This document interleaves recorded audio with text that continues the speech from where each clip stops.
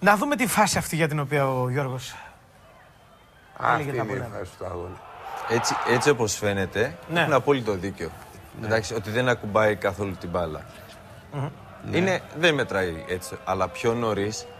Όταν την έστησε δηλαδή. Ναι.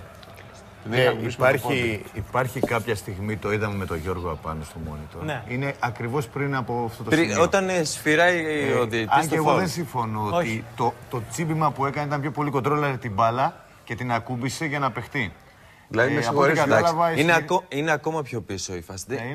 Έτσι ακριβώς όπως το δείχνει, δεν μετράει το γκολ. Δηλαδή, Γιώργο, αν έπαιρνε φορά ένας από το τείχος της Λάρισσας και κυκλώρισα και την μπάλα, θα έλεγε εντάξει, δεν πειράζει. Δεν έχει ακουμπήσει ένας παλιότερα. Γιατί το ξέρω, θα έλεγα ναι, δεν πειράζει.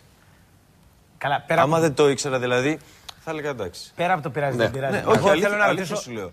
Θέλω να ρωτήσω κάτι τον Κώστα του Φινογαλιώτη. Η φάση είναι από τις κλασικές, θα μείνουν στην ιστορία του ελληνικού ποδοσφαίρου.